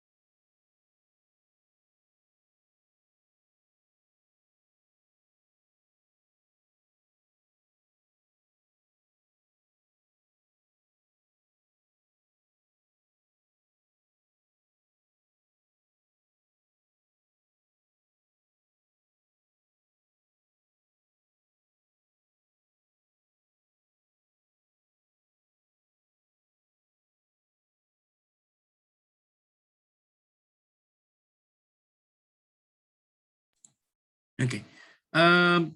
Sebentar, saya respon sebelum ke Stewart, saya ke chat dulu. Ini nggak usah saya sebut namanya ya, saya juga nggak lihat namanya, karena ketutup-tutup. Mas, bolehkah kalau kita minta personal assessment via email terkait tugasnya untuk evaluasi yang lebih komprehensif? Ya, saya tahu yang saya berikan di kolom classroom itu tidak komprehensif begitu ya, karena memang bayangkan 100 mahasiswa kurang. Harus dibaca, itu ngeri matanya juga. Saya itu sampai jam 1 kemarin apa ya, jam setengah 1 menilai itu. Kalau teman-teman butuh personal assessment, coba dikirimkan ke, tapi jangan semua lah. Kalau sudah merasa enggak butuh, enggak usah lah ya. Tapi kalau memang merasa butuh untuk perbaikan, coba di email ke saya, tugasnya, beserta nilainya, nanti coba saya kasih komen. Nanti saya balas via email lagi. Tapi saya nggak bisa janji dalam waktu dekat. Namanya kita mau kawinan, ya kan? Oke, next. Ada lagi nih. Berarti Mas, tadi kan bilang kalau Mas nilainya nggak ngelihat jumlah word gitu. Bukan gitu. Saya ngelihat jumlah word. Kalau masih 500-an, itu cuma saya kurangin aja 2. Tapi kalau cuma 1 paragraf atau 2 paragraf, 200 kata, ya saya gimana mau nilainya, susah begitu. Ini saya jawab dulu, tapi masih berlanjut nih dia nih. Berarti Mas tadi kan bilang kalau Mas nilainya nggak lihat jumlah word gitu, tapi di komen kemarin katanya nggak mencukupi, jadi yang mencukupi itu minimalnya. Itu berapa ya Mas? Harus 1.500 2 soal. Masih agak bingung karena Mas bilang 1.500 maksimal, nggak ada nyebut minimal. Buka silabus, saya menyebutkan menulis sebanyak 1.500. Tetapi sekali lagi saya bilang kalau kurang-kurang 200 itu banyak ya, 200 kurangnya ya. Itu cuma saya kurangin 2 poin, teman-teman. Yang fatal itu adalah kalau cuma ngasih 1 paragraf. Ya kali ya kalau saya bilang maksimal 750 kata, terus kalian cuma nulis 100 kata. Iya sih bener maksimal 750, tapi ya iya masa 100 kata, nauzubillah min dzalik. Itu kalian kalau dibilangin tuh pahala kalian maksimal 10, tiba-tiba Allah cuma ngasih 1 pahala, menangis kalian. Itu logika aja sih, pakai logika gitu. Selain itu juga saya nyebutnya di silabus kayaknya sebanyak, saya sudah ngecek ya, sebanyak 1.500. Tapi kalaupun kurang-kurang 200 saya masih nggak masalah sih, teman-teman. Saya masih kurang-kurang 2 poin begitu. Tapi kalau sampai cuma 150 sampai 200 kata itu I didn't get the essence of your writing. Jadi gimana saya nilainya gitu ya. Kak, boleh minta ketentuan dari plagiasi itu seperti apa dari kakak sendiri? Karena yang saya tahu plagiasi itu copas. Apakah ada ketentuan? Ya, copas itu plagiat. 1. Saya ada banyak konten plagiasi. Teman-teman mengambil tulisan nih bahwa Budi pergi ke rumah Tuti. Kemudian teman-teman tulis di dalam tulisan teman-teman, rumah Tuti sedang didatangi Budi. Tidak memasukkan referensi, itu disebut sebagai plagiat. Ya, itu salah satu plagiasi.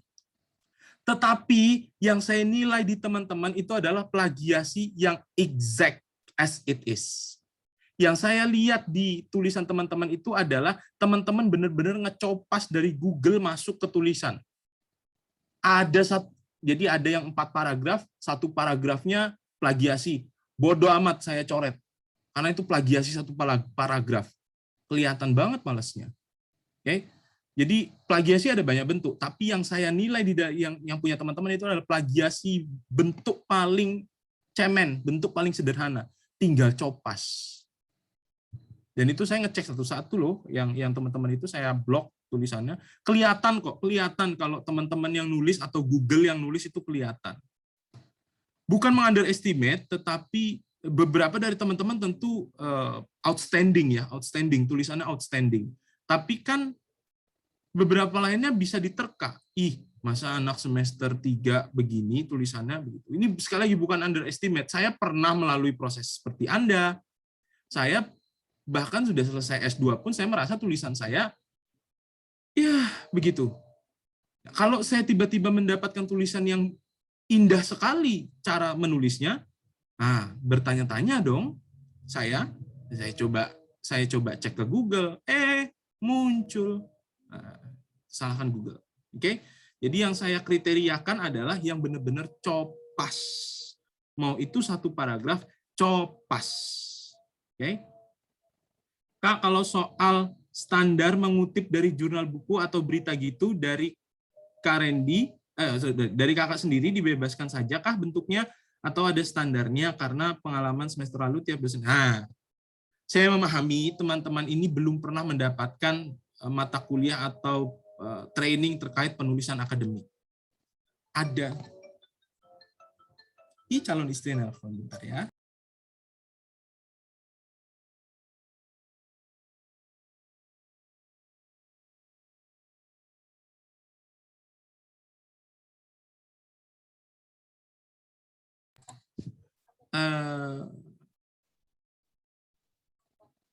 Kalau teman-teman sudah melalui proses penulisan akademik, teman-teman akan tahu bahwa ada standar dalam menulis referensi. Jadi ada banyak tuh teman-teman yang nulis referensi, tinggal dicopas linknya, kemudian di paste begitu. Itu tapi nggak saya nilai, teman-teman. Saya tulis di situ, ini cara menulis referensi salah, tapi nggak saya nilai. To be honest, saya nggak nilai. Oke? Ada standarnya. Oke? Kalau saya biasanya makainya APA. Sistem APA. Ada banyak sistem, ada Harvard, ada APA, footnote, ada juga, dan lain sebagainya. Banyak kok macam-macam. Ada standar. Tapi karena saya memahami teman-teman belum pernah mendapatkan materi itu, maka saya maklumi saja. Oke. Ini biar saya cepet ya. Kalau standar oke, berarti copas translate dari Google Translate plagiat. Iya, plagiat kalau dari Google Translate. Lupa saya pegel, astagfirullah, sorry Stewart, yes, ya Stewart. Nah, begitu panggil orangnya. Puji Tuhan akhirnya Pak. Ya, puji Tuhan. Gimana? Jadi saya pengen nanya Pak soal plagiat ini Pak. Misalkan nih Pak, anggaplah saya dan teman saya nih Pak ngerjakan tugas kan Pak. Misalnya materinya dikasih AUKUS nih. Nah, akhirnya kami bahas AUKUS kan Pak. Nah, itu kan ada kemungkinan besar bahasan kami namanya materinya sama, mungkin kebahasannya kami bakal jadi sama kan Pak. Yes. Nah terus mungkin karena bahasan kami rada-rada mirip, atau juga mungkin kami kayak misalnya habis diskusi kan Pak tentang AUKUS ini apa sih gini-gini, akhirnya bahasan kami sama. Yang menyebabkan akhirnya bahasan tulisan kami juga sedikit mirip. Dan kami kumpulkan pada waktu yang bersamaan gitu kan Pak, atau mungkin waktunya beda lah, anggaplah dia apakah itu plagiat? Oke, saya jawab. Ya, apakah itu dianggap plagiat atau apa? Yes, oke. Enggak, kalau saya tidak menilai itu sebagai plagiat. Ya, teman-teman silahkan saja diskusi. Jawabannya sama, mirip, nggak masalah. Tapi di 2018, coba tanya 2018, ada 3 orang. Masa iya kalau diskusi titik, koma, huruf besarnya sama? Logis nggak? Kalau saya sama Akbar ini diskusi, Ayu Atika adalah mahasiswa Unmul. Dia mahasiswa Prodi Hubungan Internasional. Angkatan 2020, saya menulis yang sama persis dengan Akbar. Enggak, saya paling nulis Ayu Atika adalah mahasiswa HI Universitas Mula Warman angkatan 2020. Nah, beda tuh. Si Akbar tadi universitasnya di depan. Kalau kayak gitu nggak masalah, Stewart. Yang bermasalah adalah kalau plek ketiplek plek plek. Nah, saya tuh nulis di yang plagiat ya, coba dicek lagi yang plagiat. Saya nulisnya biasanya saya nulis gini. Plagiat pakai gini. Saya contohin nih ya di komen. Saya nulisnya begini.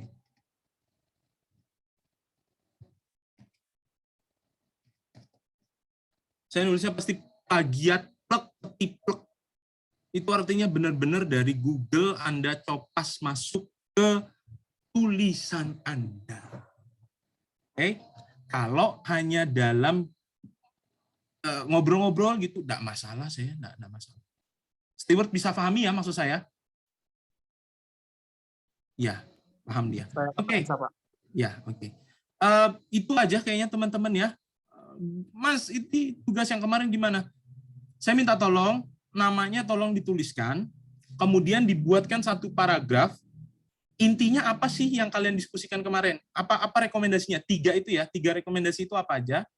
Dibuat dalam jangan satu paragraf, mau dijelaskan gitu ya. Kasih nama-namanya, kasih NIM-nya, dibuat di Word, jangan badan email, dibuat di Word, dituliskan nama, NIM, 3 rekomendasinya apa? Kirim ke email saya, kasih subjeknya adalah KLN RI kelas A atau kelas B. That's it, selesai. Yang satu orang aja yang ngirim. Oke, satu orang saja yang mengirim. Ada lagi nama beserta. Oh iya, nama beserta role. Benar. Nama beserta role. Yes. Mas, kan tadi KLN RI kelas A atau B, kan kita campur, Mas. Oh iya, Lupita. Oh iya, ya udah deh. KLN RI gitu aja. Tapi bantu ini loh. NIM nama, role, ya, NIM nama dalam kurung kelas A atau kelas B. Kemudian role-nya apa? Biar saya ngasih nilai itu enak, karena kan kepisah nih Excel-nya kelas A dan Excel-nya kelas B, biar mata saya enggak juling-juling ngelihat. Nyari kalian. Nggak ribet. Oke? Kalau dalam poster map mapping gimana nih maksudnya? Poster panti asuhan gitu atau gimana di dalam map? Ada poster, Mas, kita jadi kayak main map gitu, jadi Oleh mau sombong. Ya nggak apa-apa, kirim. Kalau dalam bentuk presentasi kan kemarin saya minta presentasi, kirim presentasi. Jangan di Word, berarti di presentasi aja nggak apa-apa. Dibuat di slide-nya itu, dibuatkan satu slide sendiri nggak apa-apa. Kalau dalam mind map, dikirim mind map-nya beserta Word, nama, dan role-nya. Oke, pokoknya harus ada nama, NIM, role, dan kelas di masing-masing nama. Filenya PDF atau apa namanya PPT, silakan. Oke? Iya, anak Canva sama, saya juga Canva, nggak usah sombong. Canva juga masih. Deadline-nya kapan, Mas? Deadline-nya jangan sampai Jumat depan deh, biar saya bisa rekap nilainya. Ya, jangan sampai Jumat depan. Gitu aja. Oke, teman-teman semua, terima kasih atas kehadiran hari ini. Sorry, kita telat delay 2 menit. Anyway, stay healthy, stay positive, stay awesome. Kita ketemu di pertemuan offline terakhir ya. Terakhir kayaknya. Pertemuan terakhir, karena pertemuan depan sama Mbak Friska, kita ketemu di pertemuan terakhir. Right? Sehat-sehat semuanya. Terima kasih, Mas. Sehat-sehat Jaga juga. prokes biar bisa berkuliah. Terima kasih Bang, sehat selalu Bang, Semoga sukses lancar terus, sampai Bang. hari H. Ya, tolong dikoordinir. Ini yang mau ngasih hadiah iPhone, saya Springbet sudah ada, jadi tinggal iPhone sama trip to Bali. Ya Pak, ya.